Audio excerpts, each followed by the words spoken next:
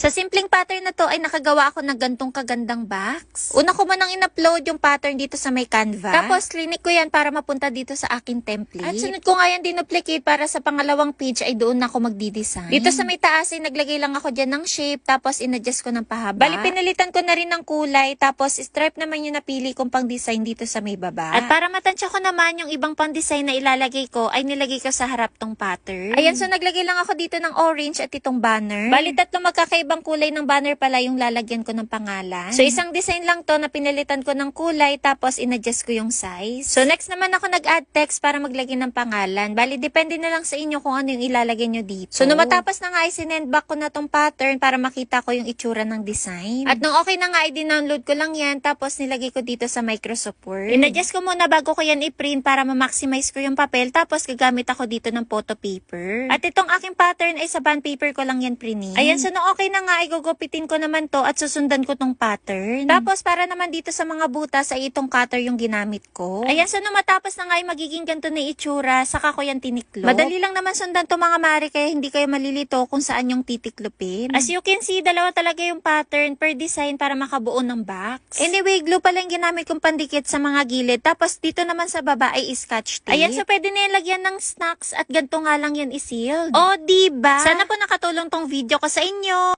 For today's video ay gagawa naman ako ng personalized na gable box. Gamit pala tong app ng Canva ay dito ako gagawa ng pang-design. So una ko nilagay itong pattern ng box para maging guide ko sa pagdi-design. Para sa aking pang-design ay naisipan ko na plain color na lang sa taas tapos dito naman sa baba itong Barbie background. Tapos para mas emphasize yung pangalan ay itong bilog na may glitter na lang yung nilagay ko. At naglagay din pala ako nitong Barbie na word dito sa pinakataas. Tapos para kitang-kita yung word ay dinisignan ko yan ng outline. And then dito naman sa may bilog itong pangalan ni Bagets at yung edad niya yung nilagay ko. Ayan, so sa pangalawang page nga itong picture ni Bagets at itong ribbon, nagagamitin ko rin pang design. Next ko naman na ginawa ay in-adjust ko muna yan sa Microsoft Word bago ko yan i-print sa photo paper. At saka ko nilabas itong guide para magsimulang maggupit. At para makat ko naman itong mga butas ay ginamitan ko yan ng cutter. Ayan, so no okay na ay magiging ganito na itsura niyan. Tapos tiniklop ko na itong mga gilid. At para mapagdikit ko nga ito at maging box ay ginamitan ko yan ng glue. Kailangan talaga na 2 pages to mga mare para makabuo ng ganito. Ayan, so next ko naman na ginawa ay tiniklop itong mga nasa baba. Itong sa babang portion ay depende na lang sa inyo kung anong pandikit yung gusto nyong gamitin. And then ginupit ko na rin pala itong picture ni Bagets at lalagyan ko rin pala to nitong Velcro dot. Optional lang to mga mari ha para lang magmukhang 3D itong picture. Ayan, so next naman ay nilagyan ko rin pala to ng paribon dito sa may handle. Ayan, so detachable din pala tong picture mga mari. Bali ganito yung magiging itsura niyan. O, diba?